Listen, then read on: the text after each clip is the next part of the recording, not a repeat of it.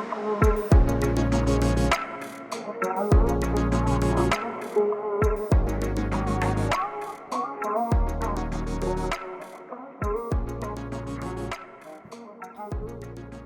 have now pressed record. So I'll stop doing that. What? Tip tapping? Kind of sounds like a heartbeat in my ears. We could have done that for Sacred Heart episode. Frightening.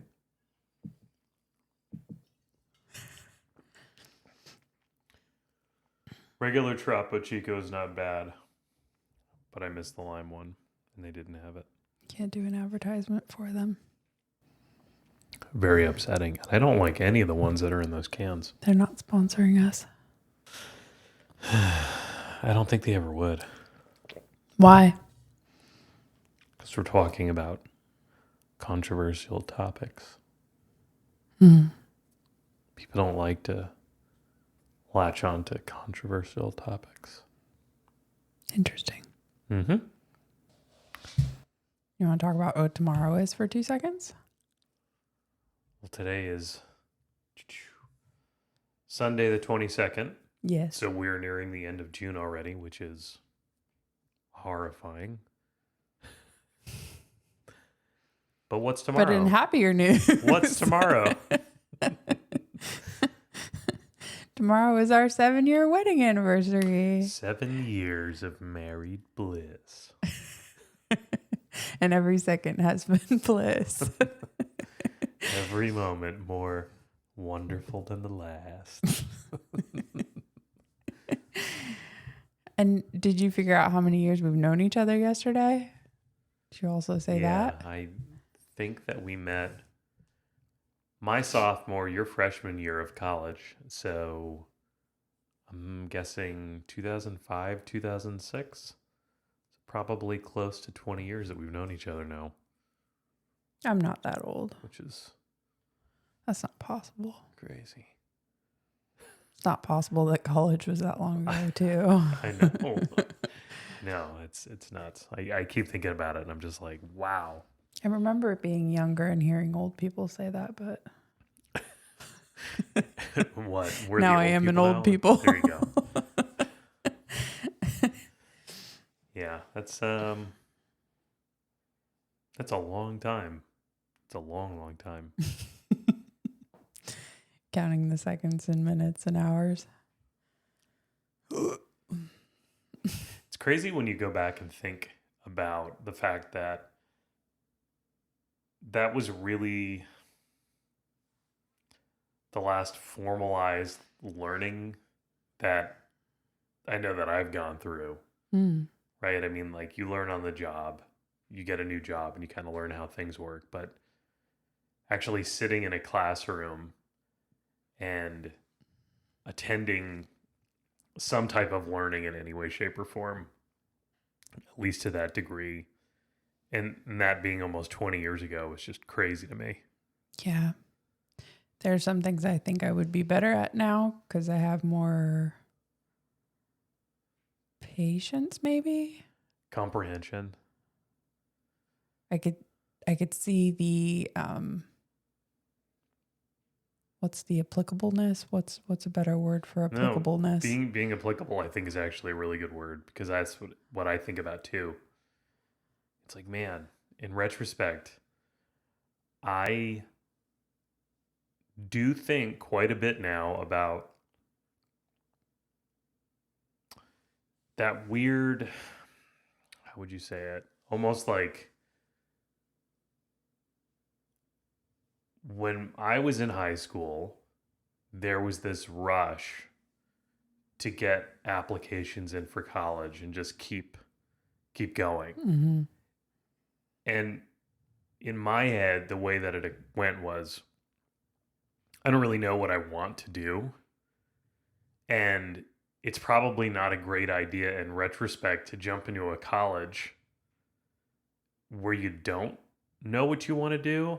I suppose there's probably the argument that could be made about the fact that it's a liberal arts college, Mm-hmm. and it should shape you as a person, but not really knowing what I wanted to do, because oddly enough, Belmont Abbey offered actually don't even know if they offered it until about halfway through my stint there, but the NASCAR program, I think that was like, I didn't know that. yeah, What?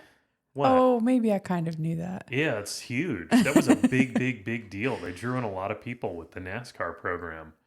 And then they also, no football team, but lacrosse and baseball. And unfortunately for me, I was either doing track or swimming. In high school? Yeah, things which they didn't really offer. So But wasn't why going to not be be? on sports, and I didn't really know what direction I wanted to go in. I think in my head, I just kind of went, oh, I'll figure it out. Like I'll go to college and something will appeal to me at some point. And I don't know that it ever did. I think ever since college, I've kind of been like, this is kind of interesting. And then did it for a little while and gone, I'm bored. I don't like this anymore. I want to move on to the next thing. Yeah. I'll forever think about that in relation to going to school. It's so hard to be so thankful for being able to go Right. and then also be frustrated with not really having the time or making the time to figure out what I wanted to study. Even once I was there, I could not figure it out. Like none of these things seemed to fit me. And I couldn't figure out what I should do. I had a message from a couple people telling me at least having the Bachelor Arts degree at the end will speak to possible employers, but I just still to this day feel a bit lost in a lot of ways on what my path should be other than marrying you. Other than that magical vocation. Yeah. Also, for the people that have been praying for us that are listening, our house sold. Which That is happened huge. this past week. Yeah, it's a big deal. So that was Big deal. Big deal. yay. Especially considering what we learned yesterday about New York. Holy smokes.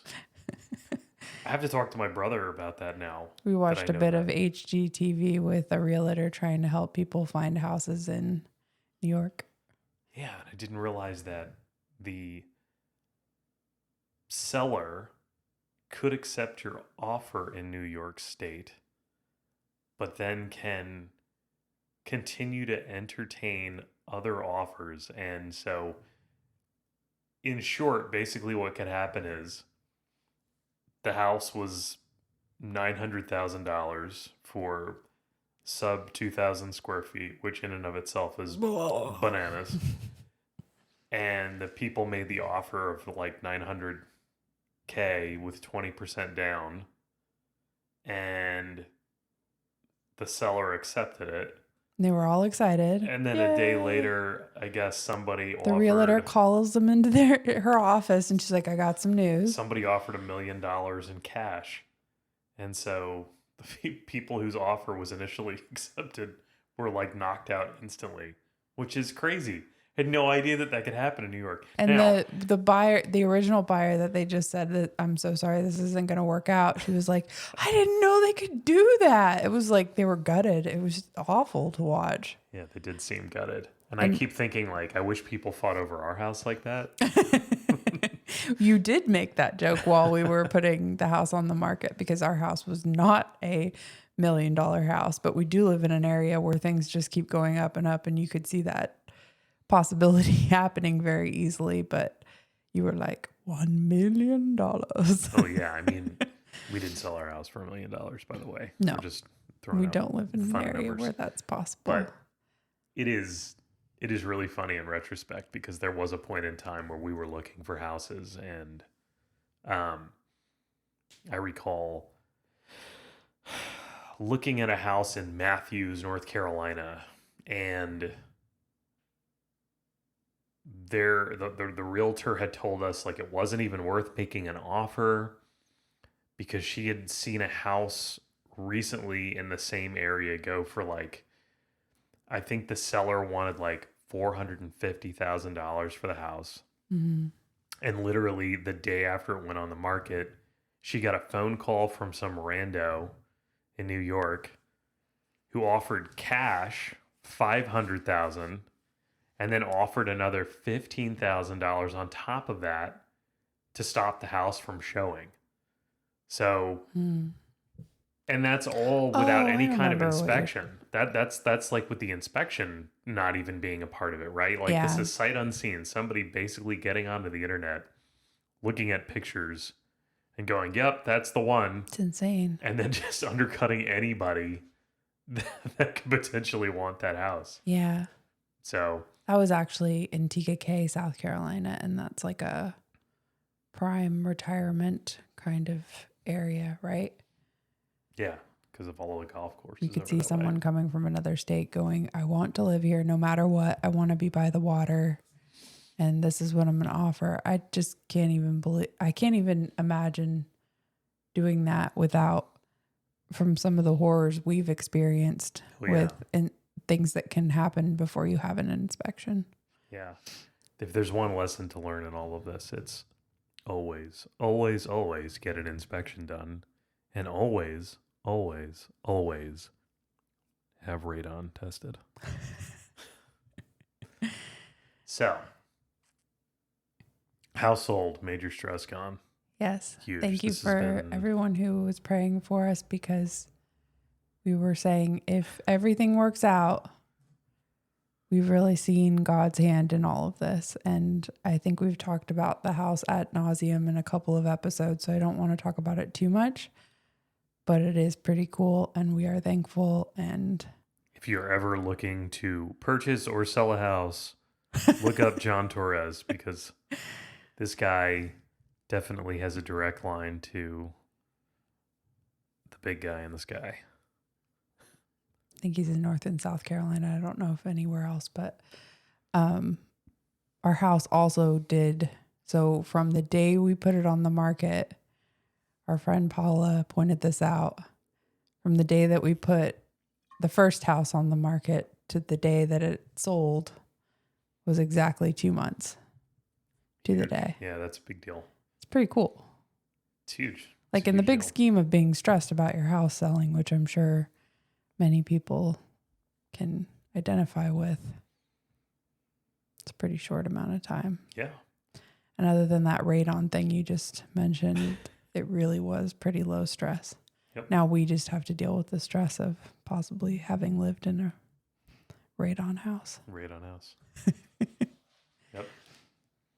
So There you go. speaking of, just wanted to speak of joyful and hopeful things before we go into our topic today. I'm ready for it. Or am I? Are you? So we thought that it would be a good topic for today might be to talk about our current Pope.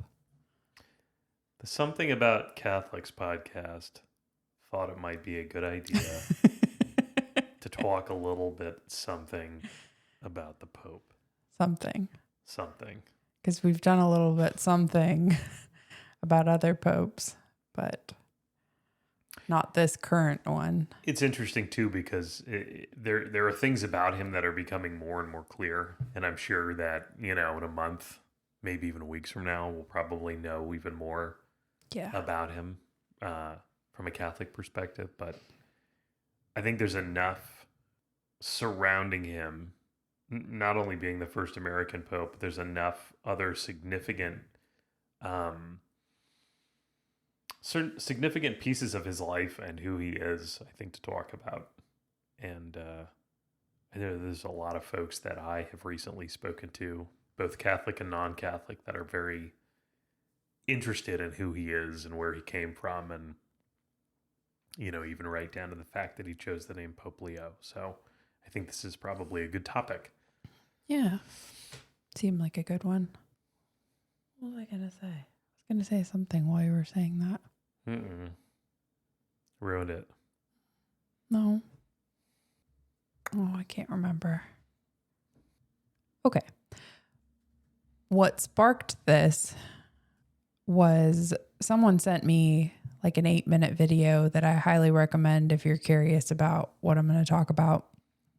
online, and it was a recording of Pope Leo played at Rate, Rate Field in Chicago to celebrate his election. Cool, because he was born in Chicago and the Archdiocese of Chicago hosted the event. It drew an estimated 30,000 people and included his video message, during which he focused on a message of hope, light, and community with others. His first words as Pope on that balcony at St. Peter's were, his first words were actually, "Peace be with you all," also. In his video message in Chicago, he gave a couple of St. Augustine quotes that I'll get to, giving homage to the order that he's a part of also. So what I thought was really cool is he had a message for young people specifically, and how just by their age and God's love for them, they can be a sign of hope, a light on the horizon, according to him, that can grow brighter by community with others for the future of the world. It's interesting because there is seems to be some data to indicate that there's a number of younger folks that are converting to Catholicism. Yep. And I think that by him saying, I have a message for young people specifically, he's aware of that. There were all different, age groups at this. And he noted that the video would be replayed online for others too. So specifically making that note. I'm just curious, like when you talk about younger folks and being the light on the horizon, I think that one of the things that's drawn younger folks to the church is the want and need for something not only stable but traditional, which is not shocking when you look at the state of the world and the state of what's going on right now. Yes, it's been in the news a lot that more and more people are drawn to the Catholic faith because of that traditionalness that the world as a whole seems to be getting away from. It's two separate messages that we're kind of dealing with on a day-to-day basis. So Pope Leo talked about how many can feel isolated since COVID, which seems to go back to things we've referenced in previous talks together too. And I thought that was neat. He's looping it all together. I think it's a universal experience no matter our age. As I just said, his message went on to reference all the age groups and how the love of God can bring healing to everyone in a community, the hope and unity that Jesus Christ can bring to everyone. Pope Leo encouraged everyone to reach out to others and share the message of hope with one another in service and forming community as a sign of hope for the world. He said specifically, quote, "We can all be a light of hope for others." And he referenced St. Paul in his letter to the Romans, saying hope does not disappoint. It's a good quote. And he said he, quote, sees hope when he sees others gather together in faith, end quote. He referenced this year of Jubilee of Hope, which is what we're currently in 2025 as Catholics celebrating in our church. This happens once every 25 years as well. Just in case you're curious. Pope Leo said, "Christ is our hope that calls all of us to come together to be a light of hope in the world today." He then asked everyone to take a moment to feel God's love in our lives and recognize that, quote, "While we do nothing to earn God's love, God in his own generosity continues to pour his love upon us. As he gives us his love, he only asks us to be generous and share what he has given us with others," end quote. At the end of the video played in Chicago, he says, quote, "May you be blessed with the Lord's love and peace come upon you and your families." This seems to be a consistent message since the day he became Pope, that message of peace. He says the message of hope can promote peace and unity in our hearts. And he also references that we all live with many questions in our hearts. And this really spoke to me because of many conversations with others that I've had. And he shares that St. Augustine speaks often that our hearts are restless hearts. St. Augustine saying, quote, I know lots of quotes, our hearts are restless till they rest in you, O God, end quote. Pope Leo tells us that restlessness isn't a bad thing, not to look for ways to numb it. He suggests getting in touch with our hearts instead of trying to numb restlessness and pain, and looking for ways God can work in our hearts and through us. To me, this is a beautiful message. It shows that he's not out of touch, that so many of us can be looking for ways to numb ourselves right now with different vices, and how difficult the world can feel at times. It also speaks to me as a message to both look inward at our own hearts in those moments of quiet that he references in relation to God and how he sees us in so much love, and to look outside ourselves to how we can create a community with others using the gifts and talents that God has given each of us uniquely. I like the message of peace, and I like the message of community. I think from my perspective, I have gotten so used to tradition within the Catholic Church, Mm-hmm. and it felt a little bit like Pope Francis might have rubbed up against that. So I'm curious to see how this Pope winds up addressing that, Mm-hmm. especially when you consider there's a little bit of controversy in our own community here in the Charlotte Diocese. Mm-hmm. So I guess that remains to be seen, but I also really like the piece that you just talked about with restlessness, because that seems to be something that eats away at me. It's one of the reasons why I referenced it. Yep. And it's also why I sent you the video. just trying to find that thing, trying to find that piece of the puzzle, so to speak, in order to I don't want to say like to be happy, because it's not to be happy, but to feel fulfilled, which I think is a little bit different than feeling happy. I think you can be happy and unfulfilled.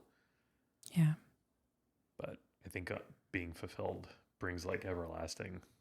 And more so recently, seems like together at least, we've been asking the question of God, what does God want with our lives? Mm-hmm. I think when I was younger, I used to ask that question, but then I'd be like, all right, so I'm going to do this next, Well, like immediately right after.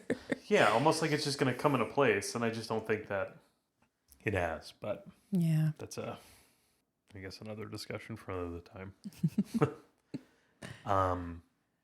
So, and then too, in relation back to what you said a few minutes ago about, it's interesting how each pope has their own perspective because of the way that they were educated and the experiences that they've had. Yep. It's the same as all people, but you hope that they have a connection to God, of course, but they're each going to have a different perspective with how they relay the information that they feel like they have to share. Do you want to? Yeah, sure. Do the part about the Pope's early life? Yes, tell us about the Pope's early life. All right. Pope Leo was born Robert Francis Prevost. I think that's interesting. Mm-hmm. Mostly because I think of Provo. Isn't Provost the Mormon? Is there a place in Utah or something? Provo, Utah. Mm. I think that's where Brigham Young University is. Mm. Prevost and Provo are pretty different words. So maybe it's just me making weird connections in my head. It's okay, I can see it. Which is shocking. I Maybe know. others can too. So Pope Leo was born Robert Francis Prevost, Prevost, and he was born into an American family. And it looks like they all come from French, Italian, Spanish, and Louisiana Creole I think it said descent. that his father was French and Italian and his mother was Spanish and Louisiana Creole. Wow. I thought that was interesting. Yeah. According to his brother Louis, Pope Leo XIV always had a spiritual air and a gift for inspiring faith in others. He would play mass with an ironing board and candy wafers, and family friends joked that he may become a priest someday. So, another piece of this that I think is absolutely fascinating is not only that he's American, Yeah. but that he's got a couple brothers who have been somewhat outspoken on the news, and I think it's just it's awesome. It's such a it's so weird adorable. perspective for us as Catholics who typically have a pope that either speaks very broken English Mm-hmm. or doesn't speak English at all. And I just think that this is so fascinating that we're getting this completely new perspective from a pope. So if you hear excitement in my voice, it's because it's almost like when you talk about something hitting close to home. I don't know how much more close you could hit. It's But adorable watching his brothers gush over him too. yeah, well, like they're proud of him, right? I think Yeah. that's cool. And they're like, I could see this. Yeah. And didn't one of them on the news was just eating it up, but one of them was like growing up playing, like he always wanted to play mass and we wanted to go outside and play. And I could see this happening. Like, He I knew. guess they joked right before he came out on the balcony. They were like, what if it's, did they call him like Rob or something too? What if it's Rob? And then it was. Oh my gosh. And there it is. Yeah. How weird would that be? Oh yeah, totally. Have your sibling all of a sudden, whoa. Well, I actually, so I think about it from two different ways. Like, if I were in one of their shoes, yes, it's exciting. But then on the other hand, I go, boy, it would be like if your brother or your father uh, became president, Mm-hmm. and then all of a sudden you have to share that person with the entirety of the world. And in some way, shape, or form, I think the Pope is probably even more sharing because he's so involved in everything, so involved in so many decisions. And as we learned um, about a week ago when we talked through the Vatican and the fact that he's almost like the governor Mm-hmm. of Vatican City. So you really are sharing this person with He's going to be very the rest busy. of the world. Yeah. Yeah. It must be a similar, like in a smaller way to like when somebody becomes a priest or a nun Sure. or a monk, or if they still have some interaction at least. Because I know certain orders you can't even speak to your family anymore. But I wonder how much time he actually can Devote to that spend. kind of thing. Yeah, like checking in with his Yeah. family or anything like that. Because I think you need that. Mm-hmm. You can't completely like be disconnected from your roots. Just fascinating. Also of interest is that he's 69. So the fact that he isn't even 70 yet seems to suggest, at least to me, that I could see him being Pope for multiple decades, Mm-hmm. you know? Yeah, he's on the younger side. So he professed his final vows in 1981 and then was ordained to the priesthood in 1982. He later earned a doctorate in canon law from the Pontifical University of St. Thomas Aquinas. And it looked like his formative years were marked by missionary service in Peru and teaching roles in seminaries where he specialized in canon law, patristics. And patristics are a branch of Christian theology that deals with lives, writings, and doctrines of the early Christian theologians and moral theology. He's also the first Augustinian pope. And so that means that he's a member of the Order of St. Augustine. And this order has a rich history dating back to the 13th century and they trace their inspiration to St. Augustine of Hippo. And of course, he's a pretty towering figure in Christian history. He lived throughout the 4th and 5th centuries, emphasized community, contemplation, service, and I think you can really see those values kind of take center stage for Pope Leo, right? The Augustinians arose from a collection of monastic communities that adopted Augustine's teachings as their guide. They formally unified in the 13th century, becoming a mendicant order dedicated to spreading the faith and promoting learning. Augustinians value learning and have historically maintained libraries and printing presses. They're also known for their commitment to pastoral work, engaging in preaching, teaching, and serving the needs of the church. So Pope Leo entered the Augustinian order in 1977. So if we think about that for a minute, he entered the order prior to making his final vows and becoming a priest. Before his election as pope, he served as the prior general of the Order of St. Augustine from 2001 to 2013, so well over a decade. And his formation within this order has probably influenced his approach to leadership and emphasis on those values that we've talked about. The Augustinian focus on interiority, so on interiority, which is the search for God within oneself, is a key aspect of their spirituality. Thought that played out pretty well in his delivery of that speech to the 30,000 people in Chicago and then recorded for others. Like taking a moment to go inside and ponder what's in your heart in relation to God. Yeah. It's a big deal. I don't think we're hearing that message very much. I think we're hearing a message more of seek outside yourself to make yourself feel better.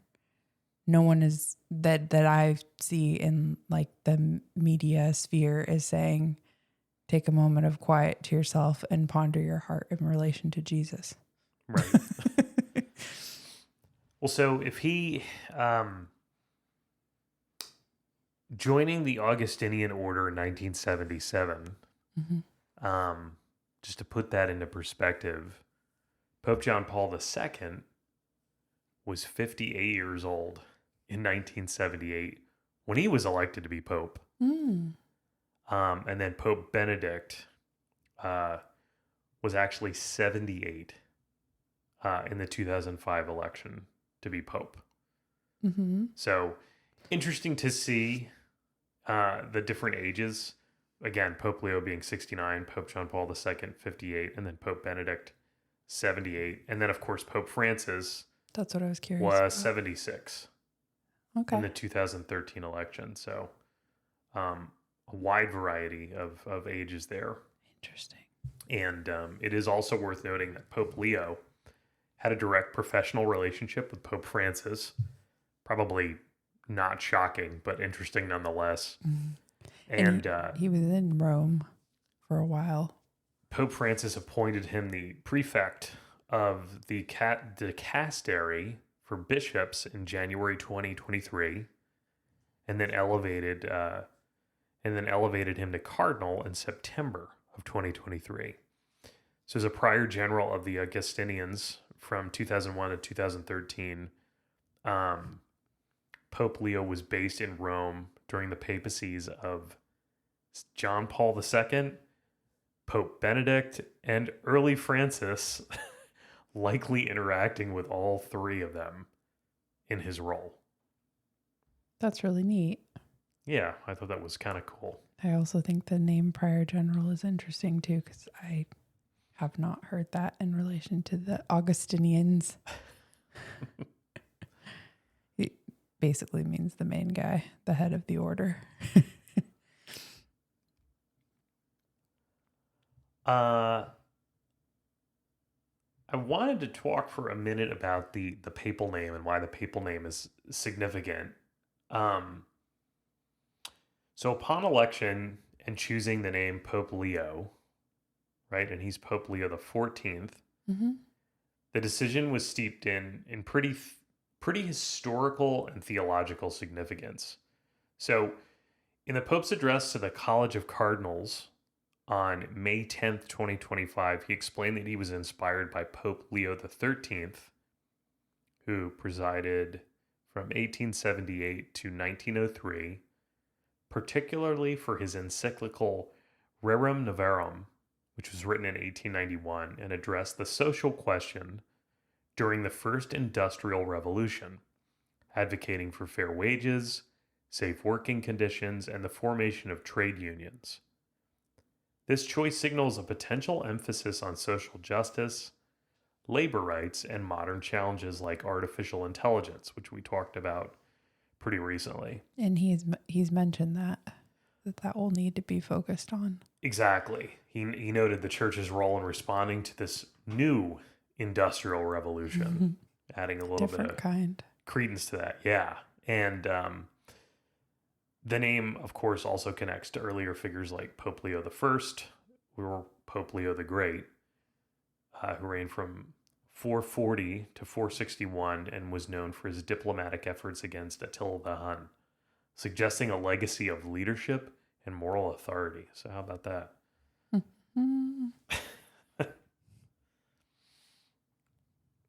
No sound keys today. No sound keys today. Okay, focus, Jessica.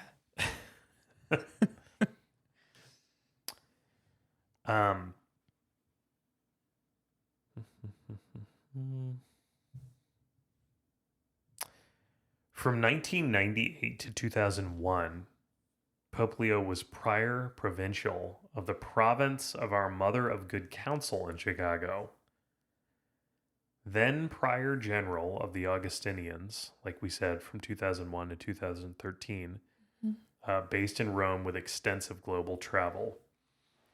Post 2013, he served as the director of formation and first counselor, provincial vicar in Chicago, and he did that from 2013 to 2014, and then as the apostolic administrator of Chicago. I'm sorry, not Chicago. Oh boy, this is even funnier.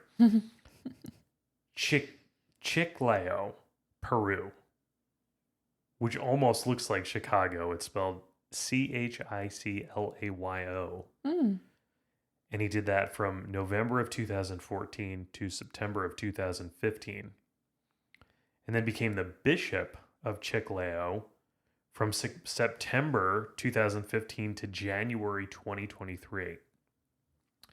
And during that time, he actually became a naturalized Peruvian citizen under a 1980 Holy See Peru Pact. I think he's also the first pope from Peru, or with a,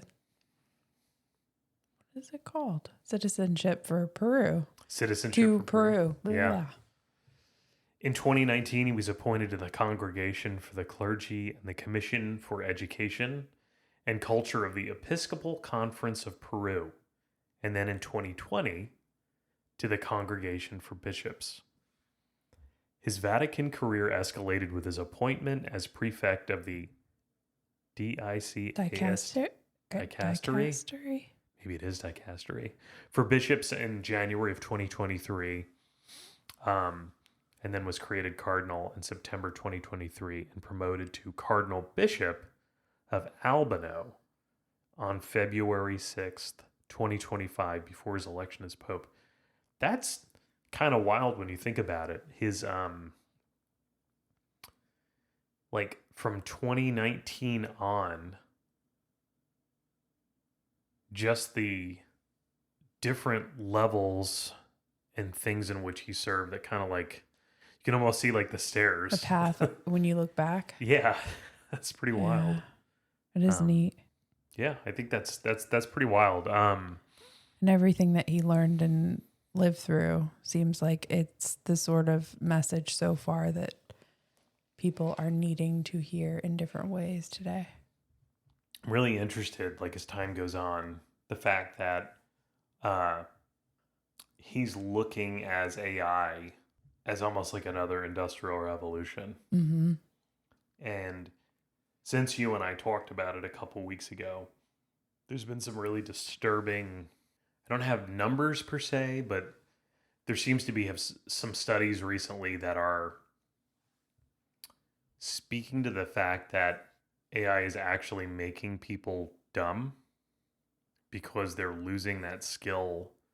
Like, if you'll remember, we talked briefly about the fact that I used to be able to spell really well. Throw myself under the bus. And I'll then it throw was like the myself. second that I started using a computer and by proxy a phone, they Mhm. both have spell check. And I mean, now it's to a point where they just autocorrect. Yep. Um, that skill has just been completely eroded from my psyche. So all that to say, if you're making things easier for people to do, that's not inherently a bad thing, but it does remove the skill of maybe critical thinking. Yep. And as a Catholic and as somebody that has moral obligations to those around them, I could see where that could become problematic, to say the least. Don't stop asking why or the reasons behind things, Right. is what my brain says to myself on repeat. Keep going. Keep asking questions. Follow the path. Like Yep. when somebody tells you something or when you read something, follow the path as much as possible back to the origin. Totally agree. So 11-year-old Jessie would agree with you with spelling. You have said that you were an amazing speller. I was a crap speller from the beginning and still very awful speller. We found some poems that I wrote at 11 years old. well, I think about the fact that so when I was younger, I specifically remember going through books to spell and write in print and write in cursive. But the thing that was always interesting about spelling is that there were all of these techniques that were used to like help you sound out a word. And in retrospect, I think about, is that even taught anymore? You know, do people out there have children that are still taught? I know people are probably taught how to spell, but Yeah. are they taught in the same way? Because I've seen some of the new mathematical techniques that they teach children in terms of like addition, subtraction, multiplication, and Oh my division, goodness. and it's awful. It's terrible. Yeah. Like And it's so overly complicated and takes so much more time than yeah, it looks so we were taught. It's frustrating. garbage. But then So it also must be frustrating for each of those subjects in school, like math and reading, to be almost like outsourced after, say, you sit down at the table with your child and you're trying to teach them one of those things, and then they can just, when they're at school or when they're doing their work by themselves, they can just type it into something, get an answer without having to work through the steps, which I would be very tempted to do. sure. But I think it's important to call those things into question. I think it's important to keep an eye on those things because the only person that you wind up cheating at the end of the day is yourself. Yeah, I agree. So it's nice to see that the Pope has kind of an eye on that. It is. Last thing I wanted to talk about was, did you personally know that there was a monthly prayer intention from the Holy Father, from the Pope? On what? Each month, he can make it known, the monthly prayer intention. Did you know that? I didn't know that. So now I'm going to be looking each month to see what the monthly prayer intention is, because we have specific prayers that we focus on where we say the words and for the Pope's prayer intentions, but I didn't know that he made it known that there's an intention each month that he would, if people are praying, if they'd like to focus on. You didn't know that? No, I Yeah, had no I idea. didn't either. It feels like something we should know. Well, these are those things that I had referred to like time and time again about like how do you get notified? How do you go searching even for finding that where the out. Vatican is at and like that type of news. Is this a Knights of Columbus? Yes. Yeah. So how I learned it was you have a Knights of Columbus But I don't even magazine know that coming that's to you. monthly. I think And it's it either came, monthly or more frequently. I think it's I monthly. think the other thing is that came like halfway through the month. But there's like a little square in here that says the Holy Father's monthly prayer intention with a cute little picture of Pope Leo. He's got such a cute little smirk. But He's thinking about all the souls he's going to save. Peace be with you. But then that made me go online to research. I was like, the Pope's monthly prayer intention? Anyways, so his prayer intention for June is that the world might grow in compassion. He asks the faithful to pray that each one of us might find consolation in a personal relationship with Jesus and from his heart, and learn to have compassion on the world. Also goes along with this month's theme, dedicated to the Sacred Heart of Jesus, which we've talked about previously.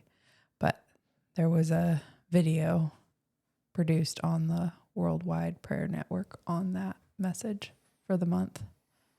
So now I'll be looking for just to add to my prayers.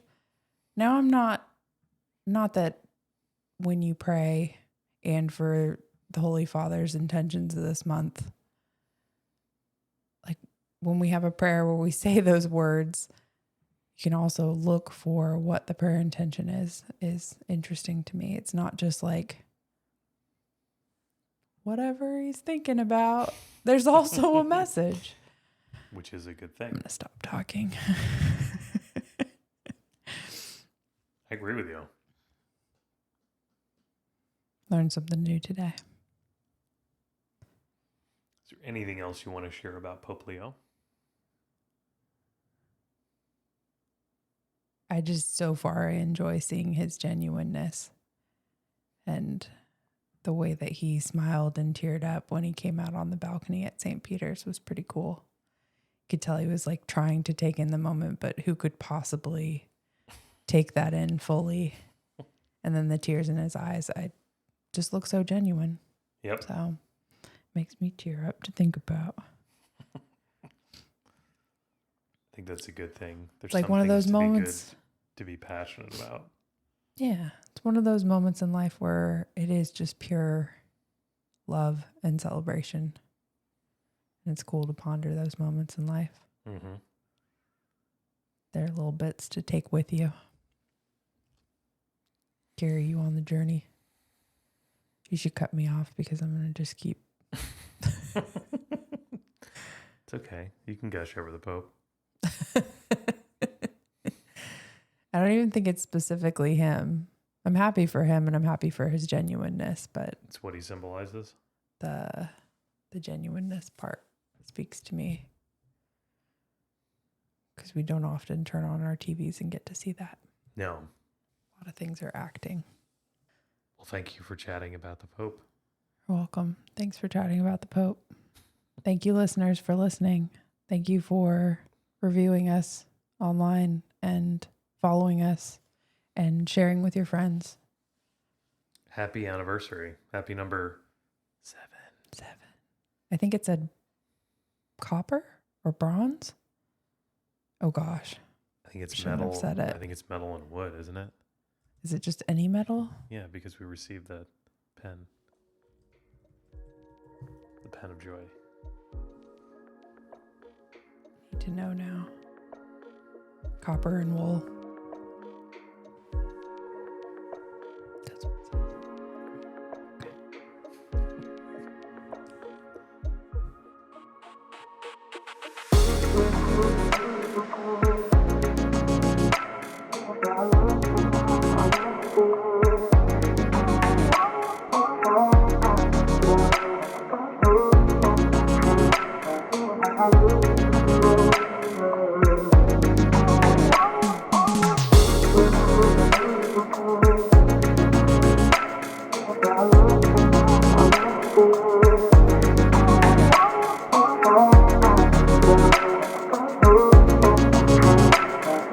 Bye.